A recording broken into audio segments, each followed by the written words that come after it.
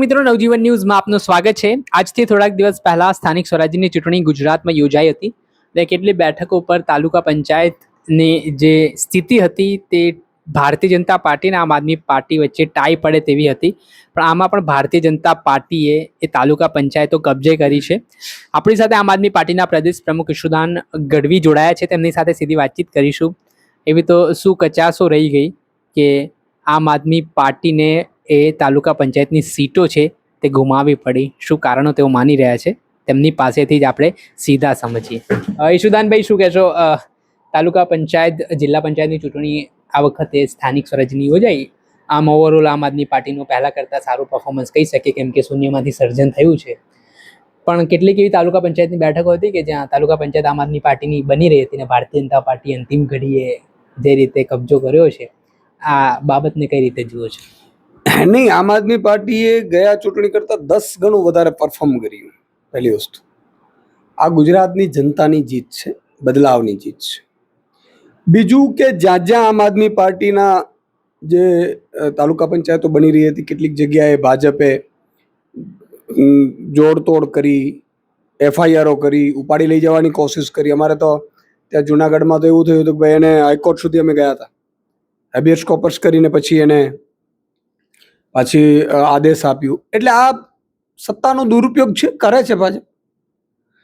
પણ આમ આદમી પાર્ટીની પહેલી વખત એવું થયું છે કે જિલ્લા પંચાયત બની છે, કોંગ્રેસની એક પણ નથી બની. આ બહુ સ્પષ્ટ સંદેશ છે કે આમ આદમી પાર્ટી ગુજરાતના લોકોએ સ્વીકારી છે. શું કારણ માનો છો? પણ જે છોટાઉદેપુર જિલ્લાની વાત કરીએ કે પછી ભરૂચની વાત કરીએ કે દાહોદની વાત કરીએ કે ત્યાં અંતિમ તબક્કામાં તમારા ઉમેદવારોનું અપહરણ થઈ ગયું, જીતેલા ને ભાજપે એવું જાહેર કર્યું કે અમે સત્તા બનાવી રહ્યા છે. તો આ બાબતોને લઈને તમે કોઈ કાયદાકીય લડત પછી ચલાવી? ચૂંટણી જે યોજાઈ ને આ બધું થયું, તમે લોકો આક્ષેપ કરો છો કે ષડયંત્ર છે, તો આ ષડયંત્રને લઈને તમે કઈ લડત ચલાવી છે કે શું, કે પછી સ્વીકારી દીધું છે બધું? નહીં, તમે જોયું નહીં, તમે જ કીધું કે અપહરણ કરતા હતા, બરોબર? હા, ભાજપે 30 વર્ષનું રાજ છોડવું ભાજપ માટે પણ મુશ્કેલી છે, નથી એવું નથી. સામ દામ દંડ ભેદ કરશે. અને અમે કહ્યું તો અદાલત સુધી ગયા છીએ. અમે જ્યાં જ્યાં જરૂર પડી, અમે સ્વાભાવિક છે કે પોલીસનો દુરુપયોગ કરવો, સત્તાનો દુરુપયોગ કરવો, આ ભાજપની સ્ટાઇલ રહી છે. પણ આનાથી ગુજરાતની જનતામાં મેસેજ બહુ ખરાબ જાય છે કે આ લોકતંત્ર માટે બહુ ખરાબ છે. અને એટલા માટે જનતા જવાબ આપશે આગામી સમયમાં. પેટ્રોલ ડીઝલનો મુદ્દો ખૂબ ચર્ચામાં છે. સૌરાષ્ટ્રમાં જે રીતે ખેડૂતોને લઈને આપ વાતો કરો છો, આમ આદમી પાર્ટી વાતો કરે છે કે અમે ખેડૂતોના હિત માટે કામ કરીએ છીએ, એના સમર્થનમાં કામ કરીએ છીએ. અને પેટ્રોલ ડીઝલ માટે જે લાઈનો છે, વડાપ્રધાને અપીલ કરી છે જરૂરિયાત પૂરતો ઉપયોગ કરજો, પેટ્રોલ ડીઝલ વધુ ઉપયોગ ના કરતા. તો આને લઈને તમારું શું કહેવું છે? તમે તો જરૂરિયાત પૂરતો ઉપયોગ કરો છો કે કેમ? પ્રધાનમંત્રી ક્યાં છે? વિદેશમાં હતા.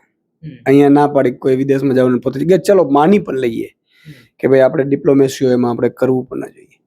તમે જુઓ, ખેડૂતોને લાઈનોમાં ઉભે છે. ભાઈ પ્લેન વાળા, ચાર્ટર વાળા કેમ નથી? ડીઝલ તો એને વધારે જોઈએ, અમને શું જોઈએ? ખેડૂત ગરીબ મધ્યમ પર જેટલું પણ ભારતમાં અત્યારે નવી સરકારમાં એવું છે કે જેટલું પણ ત્યાગ કરવો હોય ને તો એ પ્રજાએ કરવા, મોજ કરવી તો આ બધા કરે, એને કોઈ લાગુ ન પડે. ખેતરમાંથી લાઈનો નીકળે તો ખેડૂતના ખેતરમાંથી, કોઈ મુખ્યમંત્રી ખેતરમાંથી લાઈન નીકળે નથી નીકળતી. ભાજપના મોટા નેતાના ખેડૂતો લાઈન નીકળે નથી, ફરી જશે લાઈન, કંપનીઓ માની જાય. કહેવાનો મતલબ કે પીડા કોણ રહ્યું છે?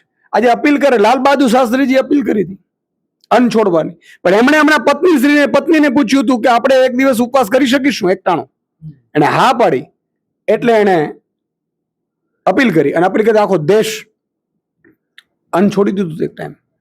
કેમ આટલી અપીલ ભાજપના જ કાર્યકર્તાઓમાં નથી લાગુ પડતી? ભાજપના જ કાર્યકર્તાઓ કાફલાઓ લઈને જાય છે, એના જ કાર્યકર્તાઓ અત્યારે ખેડૂતો માટે નથી કરી રહ્યા. બૂથ માટે તો એ લોકો ઘરે જાય મતદાન માટે, બૂથ માટે જાય.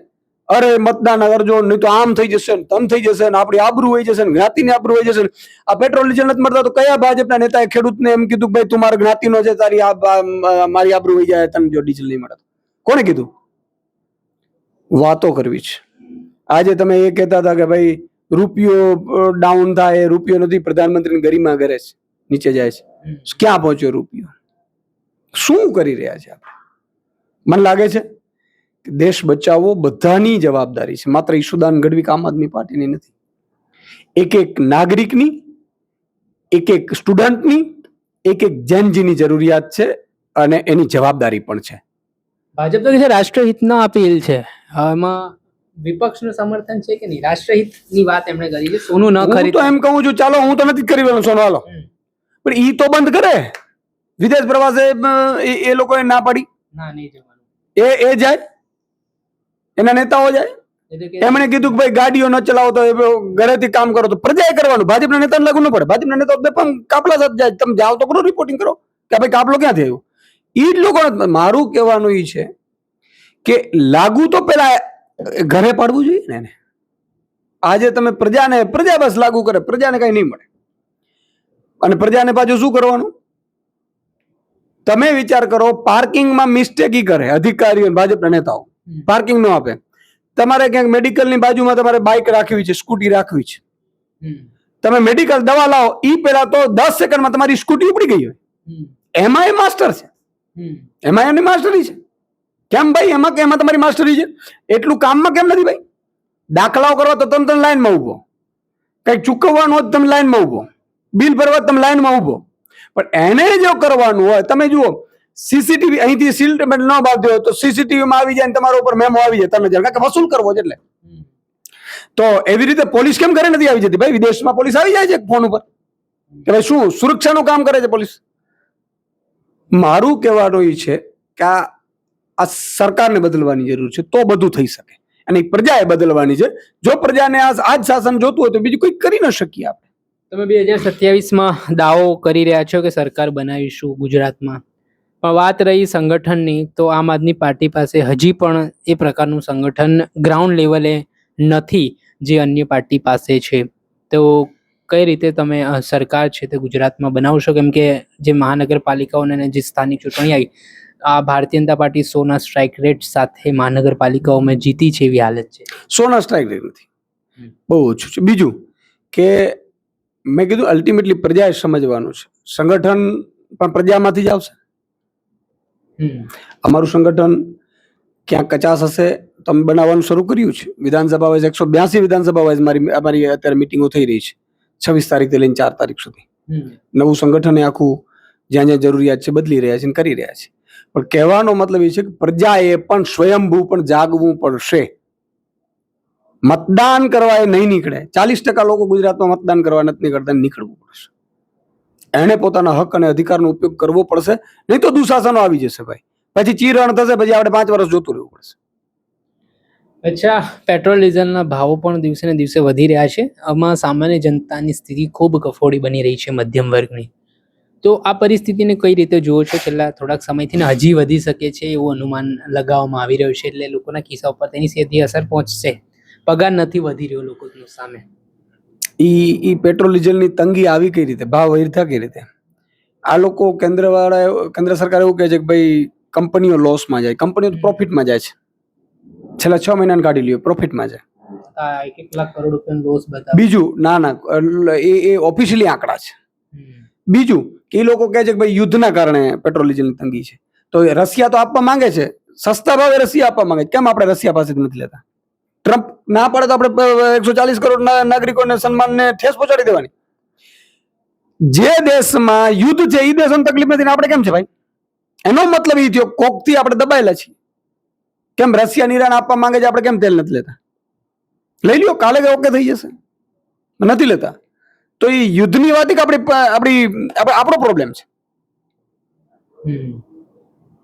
તો ટ્રમ્પ ના દબાણ હેઠળ તમને લાગે સરકાર કામ કરી રહી છે? ટ્રમ્પે એવું કહ્યું છે કે मैंने 1 महीना भारत को रसिया से तेल खरीदने की इजाजत दी. એનો અર્થ શું થયું?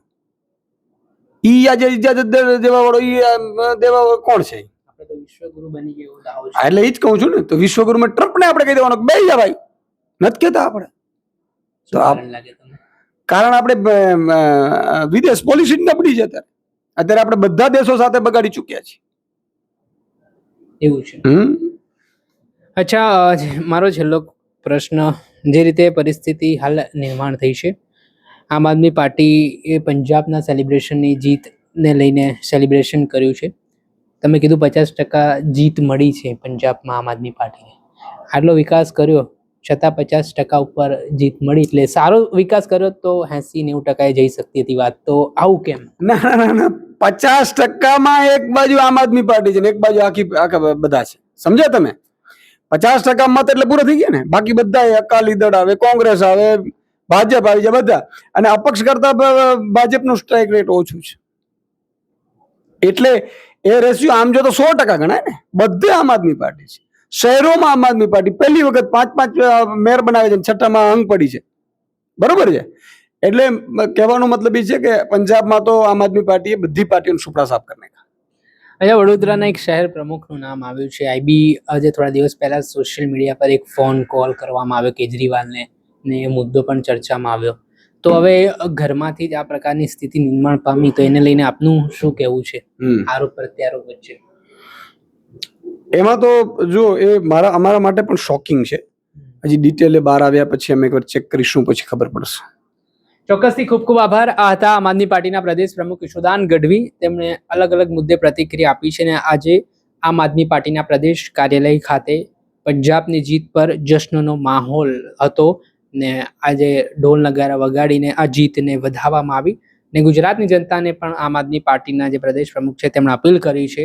જોવાનું રહ્યું કે લોકશાહીમાં જનતા જનાર્દન જ નક્કી કરતી હોય છે કે કોની સરકાર બનાવી છે, કોને જીતનો તાજ પહેરાવો છે. 2027માં હવે શું નવા જૂની થાય છે ગુજરાતમાં, તે જોવું રહ્યું. દર્શક મિત્રો, આવા જ નવા વિડીયો સાથે આપણે માહિતગાર કરતા રહીશું. એટલે નવજીવન ન્યૂઝ જોતા રહો.